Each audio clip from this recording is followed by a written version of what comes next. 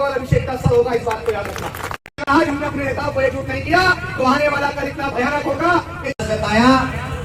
और इनके भी वही सवाल थे जिन सवालों को आज शायद सोशल मीडिया के माध्यम से, आज शायद फेसबुक व्हाट्सएप ग्रुपों के माध्यम से तमाम लोग रख रहे हैं। लेकिन मैं ये समझता हूं कि सवालों को पूछने का भी अपना एक तरीका होता है, किसी भी सवाल को रखने का भी अपना एक तरीका होता है।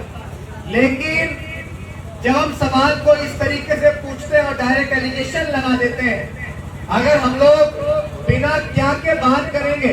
तो मुझे लगता है कि किसी को भी बुरा लग जाएगा। जिस तरह से व्हाट्सएप ग्रुपों में एक मैसेज बहुत वायरल हो रहा है कि मान्यवर कांशीराम साहब ने मायावती जी को अपनी राजनीतिक विरासत दी और उन्होंने आगे बढ़ाई। फिर उसके बाद कहीं ना कहीं चंद्रशेखर आजाद जी ने पार्टी बना के, मतलब बहुत सारी चीजें उसमें लिखी गई उस ग्रुप में। और उसके बाद कहा गया कि एक और लड़का जो यूपी से आके घूम रहा है। पहले तो मैं उनसे कहना चाहता हूं कि आप सबको अपनी जानकारी में विकास करना चाहिए, क्योंकि मैं यूपी से नहीं आया हूं। मेरा जन्म दिल्ली का है, मेरी पैदाइश दिल्ली की है, मेरी पढ़ाई लिखाई दिल्ली की है और मैंने इस आंदोलन को भी शुरू दिल्ली में किया। हालांकि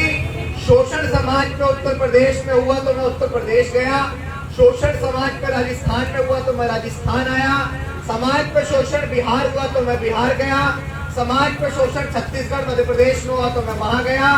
अभिषेक वर्तमान समय में किसी एक जगह का नहीं है, अभिषेक तो हर उस जगह का है जहां अभिषेक को चाहने वाले लोग और उसको प्यार करने वाले लोग रहते हैं। अभिषेक हर उस एक जगह का है। आज जब मैं जिस दिन से धौलपुर के अंदर हूं, मैंने ये देखा कि जब मैं अपनी माओ के पास जाता हूं, मैं बड़े सम्मानित बुजुर्गों के पास जाता हूं और जब मैं उनको अपनी तकलीफ, अपनी पीड़ा बताता हूं और मैं उनको बताता हूं कि आज जिस समाज के पास बड़ी बेहतर राजनीतिक हैसियत होनी चाहिए थी, जिनके पास सबसे ज्यादा विधायक, सांसद, प्रधान, सरपंच होने चाहिए थे, जो समाज संख्या के आधार पर सबसे ज्यादा है, लेकिन आज उस समाज की हैसियत ये है कि आज हमें कहीं भी मूछे रखने पे मार दिया जाता है, आज हमें कहीं भी पानी का मटका छूने पे मार दिया जाता है, आज हमें अच्छे कपड़े पहनने पर मार दिया जाता है, हमारी महिलाओं को किसी के दरवाजे से निकलना पड़ता है तो वो अपनी गर्दन झुकाकर निकलती है। और जब मैं उनको ये तकलीफ बताता हूँ कि अभिषेक सिर्फ इसलिए घूम रहा है कि वर्तमान समय में समाज के जो लीडर हैं, जो समाज की जिंदा देवी है आदरणीय बहन कुमारी मायावती जी, जो लोग आज मुझसे ये सवाल करते हैं कि मैं माननीय बहन जी को या उस पार्टी को कोई नुकसान पहुंचाने के लिए घूम रहा हो, तो माननीय बहन जी इस विश्व की वो शख्सियत है, बहुजन समाज पार्टी मान्यवर कांशीराम साहब की वो विरासत है जिसको अभिषेक को क्या किसी का बाप भी उसको नुकसान नहीं पहुंचा सकता है, क्योंकि वो हमारे महापुरुषों का आंदोलन है, जिस आंदोलन के लिए मान्यवर कांशीराम साहब ने अपना घर परिवार छोड़ दिया था। और जो लोग मुझसे ये सवाल करते हैं कि आज मैं शायद माननीय बहन जी को या बहुजन समाज पार्टी को नुकसान पहुंचाने के लिए घूम रहा हूँ, तो मेरे दिल से आके पूछो, अगर मैं आज घूम रहा हूँ तो मैं घूम रहा हूँ कि माननीय बहन जी को पीछे भी इस देश का प्रधानमंत्री बना सकूं। अभिषेक सिंह दूसरे गाँव का घूम रहा है। अगर मैं धौलपुर के अंदर घूमकर समाज को जगाऊंगा तो उसका लाभ समाज के अंदर जो धौलपुर के अंदर काम कर रहे हैं, जो यहाँ पर नेतागिरी करेंगे, जो यहाँ पर समाज से वोट मांगने का काम करेंगे, अगर राष्ट्रीय स्तर पर हमारे नेता एकजुट होते हैं तो उसका लाभ यहाँ के निजी नेताओं को मिलेगा, यहाँ के क्षेत्रों के नेताओं को मिलेगा, अभिषेक को नहीं मिलेगा। और जो लोग अभिषेक से इन सवालों को वो कर रहे हैं कि अभिषेक पार्टी बनाएगा, तो एक बात को हमेशा याद रखिएगा, मैं सबसे कहूंगा, आप लोग अगर वीडियो बनाना चाहते हो तो वीडियोस भी बना लें। मैंने पहले भी अपने कई कार्यक्रमों में कहा है कि जो जुबान का नहीं होता ना वो किसी काम का नहीं होता, इस बात को याद रखिएगा। जो अपनी जुबान का नहीं होता वो किसी काम का नहीं होता। और जिन लोगों ने हमेशा बहुजन आंदोलन के नाम पे दलाली की है, वो किसी के दर्द को, वो समाज की तकलीफों को क्या समझेंगे कि अगर कोई व्यक्ति अपने परिवार को 28 महीने के लिए छोड़कर निकला है तो वो किसी खुशी से नहीं निकला है, वो नेता बनने के लिए, चमकने के लिए नहीं निकला है, वो निकला इसलिए है कि आज भी हमारे समाज के नौजवान, आज भी हमारे समाज की माताएं बहनें, आज भी हमारे समाज के बुजुर्ग दो वक्त की रोटी कमाने के लिए मोहताज हैं। अगर हमारे समाज का व्यक्ति धौलपुर के किसी गांव के अंदर रहता है तो उसको बेहतर शिक्षा हासिल करने के लिए जयपुर जाना पड़ता है, उसको बेहतर शिक्षा हासिल करने के लिए दिल्ली जाना पड़ता है। लेकिन हम घूम इसलिए रहे हैं कि अगर मायावती जी और चंद्रशेखर आजाद जी एकजुट हो जाएंगे, अगर समाज के वो विश्वविख्यात नेता एकजुट हो जाएंगे, तो जिस विचारधारा के खिलाफ हमारी लड़ाई है, अगर वो दोनों नेता एकजुट हो जाते हैं तो इस राजस्थान के अंदर ही नहीं, आपके इस जिले के अंदर ही नहीं, यहाँ बल्कि चंद प्रदेशों के अंदर नहीं, बल्कि देश की उस गति पर, जिस गति पर बैठाने के लिए, जिस गति पर अपना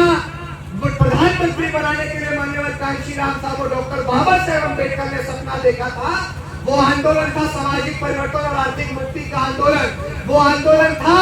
जो मांगने वाला समाज है वो देने वाला समाज बन सके। वो आंदोलन था कि जिस समाज के सर पे फूस का छप्पर है वो भी बड़ी बड़ी कोठियों में, बड़ी बड़ी हवेलियों में रह सके। मैं आपसे सवाल करता हूँ मेरी माताओं बहनों कि आज भी आप कहीं ना कहीं दूसरों के घरों में जाकर काम करते होंगे, आज भी आप कहीं ना कहीं जब आपके पति सुबह कमाने जाते होंगे, जब शाम को कमा के लाते होंगे, तब आपके घर में चूल्हा जलता होगा। मैं आपसे पूछता हूँ कि वो भी आपकी तरह इंसान है जो लोग अगर एक साल न कमाए तो उनके घर का चूल्हा नहीं बुझेगा, लेकिन आप भी इंसान है कि अगर आपका पति एक दिन न कमाए तो शायद रात को आपके घर का चूल्हा नहीं जलेगा। आज मैं उन तमाम नकारात्मक सोच रखने वाले लोगों से कहना चाहता हूँ जिनकी सोच नकारात्मक हो चुकी है, जो सिर्फ सवाल करना जानते हैं, जो काम करना नहीं जानते हैं। अरे मैं खुलकर कहता हूँ कि ये धौलपुर तो क्या, ये राजस्थान किसी के बाप का नहीं है। अगर मेरे समाज को यहाँ पर मेरी जरूरत है और उसको मैं चलाना चाहता हूँ तो किसी का बाप भी मुझे धौलपुर में अपने समाज को जगाने से नहीं रोक सकता है। मैं अपने समाज को जगाने के लिए, अपने समाज को अंतिम पायदान पे खड़े उस व्यक्ति को एक उच्च और बेहतर जीवन देने के लिए मुझे अपने प्राणों की आहुति भी देनी पड़ेगी। तो अभिषेक अपने प्राणों की आहुति को देने का काम करेगा, लेकिन अपने जीते जी मैं इस बात को चीख कर कहूंगा कि अगर आज हमने अपने नेताओं को एकजुट नहीं किया तो आने वाला कल इतना भयानक होगा कि जो लोग मुझ पे सवाल उठा रहे हैं उनके मुंह में जुबान भी नहीं रहेगी। जो लोग आज मुझसे सवाल कर रहे हैं फिर वो अपने आप से भी सवाल नहीं पूछ पाएंगे। अरे अगर आज मेरे जैसे ईमानदार कार्यकर्ता पे, अगर आज मेरे जैसे ईमानदार व्यक्ति पे आज आप सवाल करोगे तो आने वाले चंद सालों में जब मेरी सच्चाई सबके सामने आएगी और ये पता लगेगा कि एक नौजवान अपने घर को, अपने परिवार को छोड़कर एक सच्चे आंदोलन को लेकर चल रहा था, तो आपकी आत्माएं, आपकी रूह आपको कचोटेगी, आपसे सवाल करेगी कि एक नेता नहीं था, वो एक समाज का बच्चा था जो अपने घर को छोड़कर अपने समाज को जगाने के लिए घूम रहा था। मैं फिर आज आपसे कहता हूँ कि अगर अभिषेक भविष्य में पार्टी बनाता है तो आपका जूता होगा और अभिषेक का सर होगा, इस बात को याद रखना। मैं अपने समाज में कोई भी खंडन करने नहीं आया हूँ, मैं अपने समाज की कोई एकजुटता को तोड़ने नहीं आया हूँ। अभिषेक व्यक्तिगत विधायक बने, सांसद बने, उससे क्या लाभ होगा? अरे मैं तो चाहता हूँ कि इस देश में 543 सीटें हैं तो कम से कम 400 सीटों पर डॉक्टर अम्बेडकर को मानने वाले सांसद बैठे हो, और इस देश में जहाँ आज आपके अधिकारों का हनन करने वाला नेता प्रधानमंत्री नरेंद्र मोदी बैठा हुआ है, वहाँ आपके समाज का व्यक्ति डॉक्टर अम्बेडकर को मानने वाला व्यक्ति प्रधानमंत्री बने। अभिषेक का जीवन पर्यंत संकल्प यही है, अभिषेक कोई पार्टी बनाने नहीं आया है। और जब मैं अपने समाज के बीच में घूम रहा हूँ, मैं अपने समाज के